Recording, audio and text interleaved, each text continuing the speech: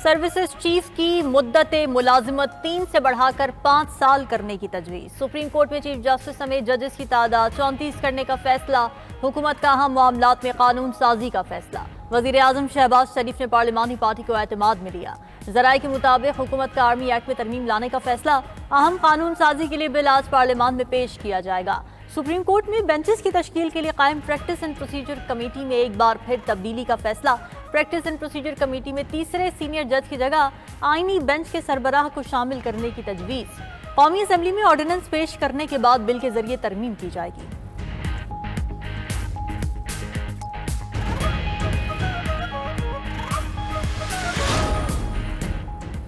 शरह सूद में 2.5% कमी। स्टेट बैंक ने नई मॉनेटरी पॉलिसी का ऐलान कर दिया। 2.5% कमी से शरह सूद 15% पर आ गई। स्टेट बैंक का कहना है कि महंगाई तवक्को से ज्यादा तेजी से कम हुई है। महंगाई अक्टूबर में अपने हदफ के करीब पहुंच गई। IMF प्रोग्राम की मंजूरी से गैर यकीनी कैफियत कम हुई। तेल की आलमी सतह पर गिरती कीमतों में महंगाई के आगे बंद बांधा। सनती सरगर्मी की रफ्तार में मजीद इजाफा हो रहा है। टेक्सटाइल, ग़िज़ा, गाड़ियों की सनतों में खासी नमू हुई। शरह सूद कम होने से मुआशी इस्तेहकाम को तक़वियत मिलेगी। रवा माली साल मुआशी तरक्की 2.5 से 3.5% की हद में रहेगी। जून 2025 तक ज़र मुबादला ज़खायर $13 अरब तक पहुँचने की तवक्को है।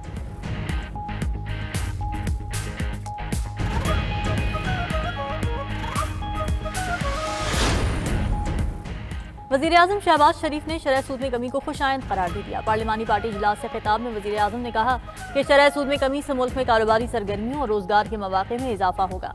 महंगाई की शरह 38% से कम होकर 7% तक आ गई। आलमी इदारे मुल्की मईशत के इस्तेहकाम की गवाही दे रहे हैं। मुल्क में इंतशार फैलाने और मुल्क को दिवालिया करने के दहाने पर पहुंचाने वालों के नापाक मंसूबे नाकाम हुए।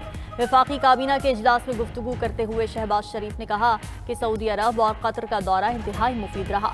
1-2 दिन में हमारा वक्त सऊदी अरब रवाना होगा। सऊदी अरब की सरमायाकारी $2.2 अरब से $2.8 अरब तक पहुंच गई। कतर ने भी सरमायाकारी $3 अरब से बढ़ाने की यकीन दहानी करवाई है।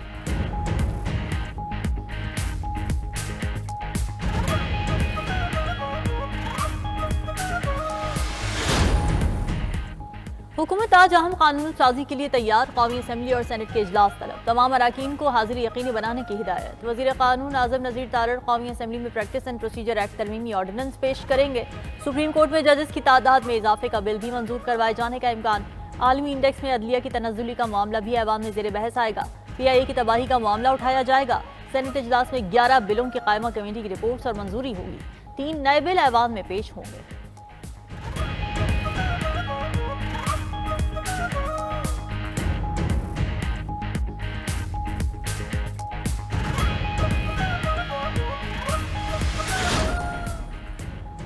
International association of peace keeping training centre की 28वीं सालाना conference army chief general Asim Munir ने CIPS की नई इमारत का इफ्तिताह कर दिया।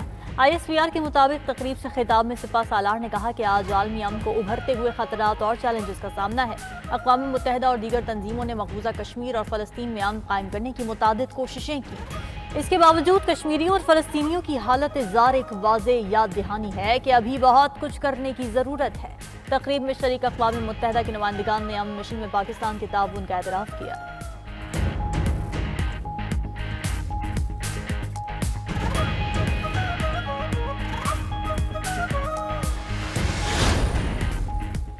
बानी PTI और मुझे नाइंसाफी करके सजा दी जा रही है। बुशरा बीबी कमरा अदालत में रो पड़ी।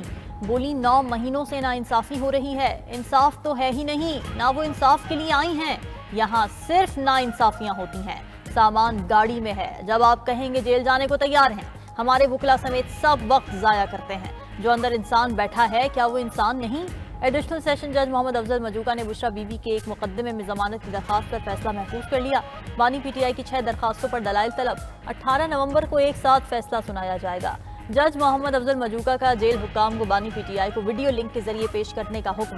दूसरी तरफ बुशरा बीबी बनी गाला पहुंच गई। आज रात बनी गाला में क़याम के बाद कल अदालत में पेश होंगी।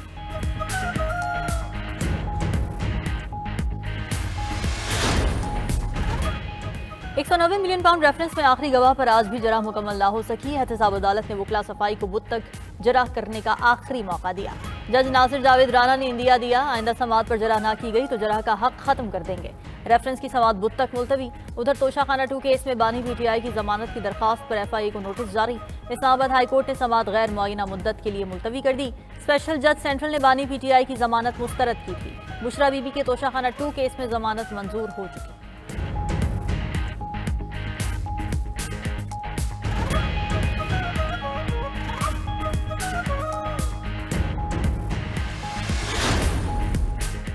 बानी पीटीआई का अडियाला जेल में तिब्बी मुआयना मुकम्मल। डॉक्टर्स की 4 रुकनी टीम ने तिब्बी मुआयना किया। बानी पीटीआई की सेहत तसल्ली बख्श करार दे दी। पिम्स अस्पताल के 3 और शौकत खानम के डॉक्टर आसिम ने तिब्बी मुआयना किया।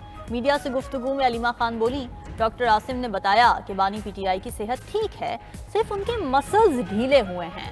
ये लोग इनको बाहर नहीं आने देंगे। इंसाफ का मजाक बना दिया गया है। बानी पीटीआई कोई ढील या डील के लिए तैयार नहीं है। वो कहते हैं इंसाफ के लिए इनकलाब लेकर आएं। अलीमा खान ने चीफ जस्टिस से नोटिस लेने की अपील भी कर दी।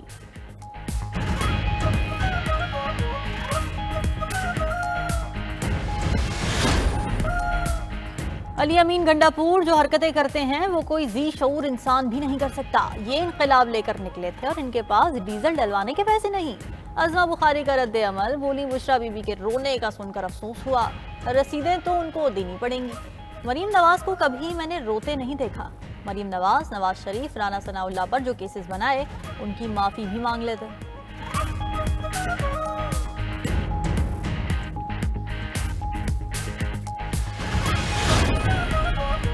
जमात इस्लामी ने 26वीं आईनी तरमीम के खिलाफ सुप्रीम कोर्ट में दरखास्त दायर कर दी। पार्लिमानी कमेटी की जानिब से चीफ जस्टिस का तकर्रुर कलअदम करार देने और नए जुडिशल कमीशन की तश्कील मुअत्तल करने की इस्तदा। मीडिया से गुफ्तगू में अमीर जमात इस्लामी हाफिज नईम बोले, 26वीं आईनी तरमीम फॉर्म 47 वालों से पास कराई गई। आइन के बुनियादी स्ट्रक्चर को छेड़ा गया। अदलिया को कंट्रोल करने की कोशिश की गई। रात के अंधेरों में इस तरह की तरमीम नहीं की जाती। हमारा मुतालबा है फुल बेंच बनाया जाए। हाफिज नईम की पीआईए की निजकारी पर भी तनकीद।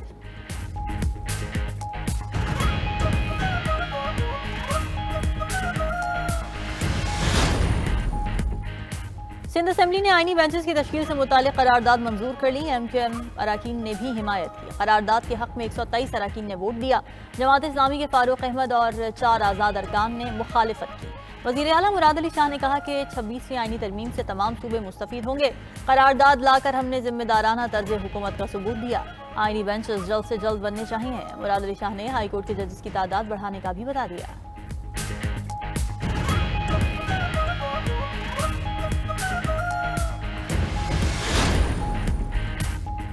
सारे मुकदमात आईनी बेंचेस में ना ले जाएं, कुछ हमारे पास भी रहने दें। सुप्रीम कोर्ट में सुईनादन गैस की जायद बिलिंग से मुताल्लिक केस की समाअत के दौरान जस्टिस मंसूर अली शाह के मुस्कुराते हुए रिमार्क्स। कहा, इस केस में कोई आईनी या कानूनी सवाल मौजूद नहीं है।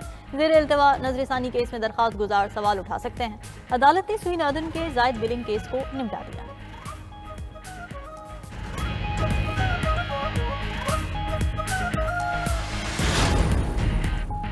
इस्लामाबाद में भी वही काम शुरू हो गया जो कराची में होता था। स्ट्रीट क्राइम्स बढ़ रहे हैं, शहरी लापता हो रहे हैं, भत्ते की पर्चियां आ रही हैं। मेरे एक जानने वाले को भी आई। चीफ जस्टिस इस्लामाबाद हाईकोर्ट के रिमार्क्स। पुलिस की जानिब से इंतजाल पंजाता की बाजियाबी की रिपोर्ट पेश करने पर अदालत ने केस निपटा दिया। चीफ जस्टिस आमिर फारूक ने कहा कि उन्होंने टीवी पर देखा, इस पर अफसोस हुआ। अटॉर्नी जनरल साहब, इस्लामाबाद से शहरी लापता क्यों हो रहे हैं? लॉ एंड ऑर्डर की सूरत हाल को देखें, ये शर्मिंदगी का मकाम है। आईजी पुलिस और काबीना को भी मामला देखना चाहिए।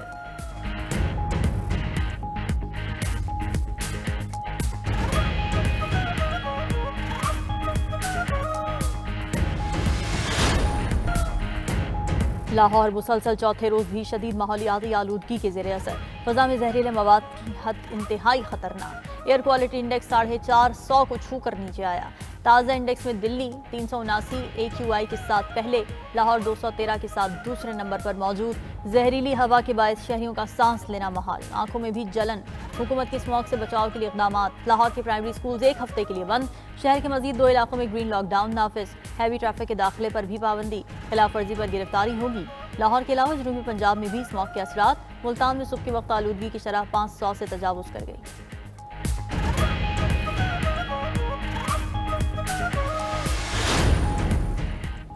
दुनिया का ताकतवर तरीन सदर कौन होगा? उम्मीदवारों की इंतखाबी मुहिम का आखिरी रोज। कल शेड्यूल इंतखाबात की तैयारियां आखिरी मराहिल में दाखिल।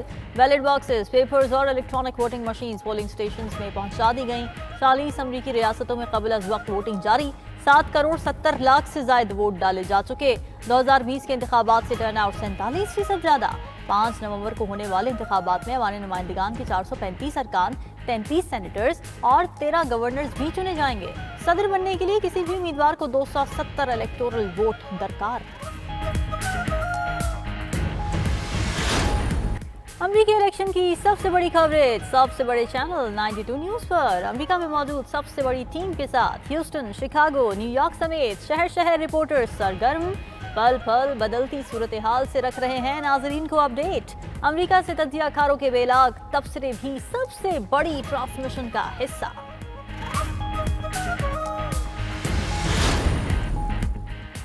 पाक बहरिया का बहरी जंगी जहाज से मकामी तौर पर तैयार किए गए बैलिस्टिक मिसाइल का कामयाब तजुर्बा। ISPR के मुताबिक 350 किलोमीटर रेंज वाला मिसाइल सिस्टम जमीनी और समुद्री अहदाफ को इंतहाई दुरुस्तगी के साथ निशाना बनाने की सलाहियत रखता है। ये निज़ाम जदीद तरीन नेविगेशन सिस्टम के साथ अपनी समत और रफ्तार को तब्दील करने के खुसूसियात से लैस है। सदर पाकिस्तान, वज़ीर आज़म, chairman joint chiefs of staff committee और सर्विसेज चीफ्स की कामयाब मिसाइल तजर्बे पर साइंसदानों को मुबारकबाद।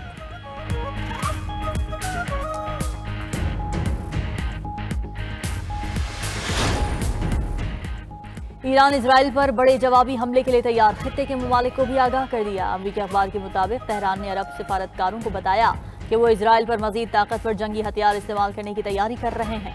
हमले में पासदारान इंकलाब के साथ ईरान की फौज भी हिस्सा लेगी।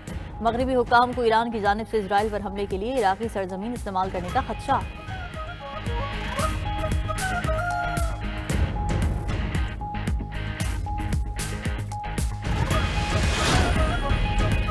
हमास के शहीद सरबराह याह्या सिनवार और उनके साथियों ने शहादत से पहले 3 दिन तक खाना नहीं खाया था। गैर मुल्की मीडिया ने याह्या सिनवार की मुबैना पोस्टमार्टम रिपोर्ट सामने ले आए। सऊदी डॉक्टर्स की रिपोर्ट के मुताबिक याह्या सिनवार सख्त भूख का शिकार थे। वो शहादत से पहले 3 दिन से भूखे थे।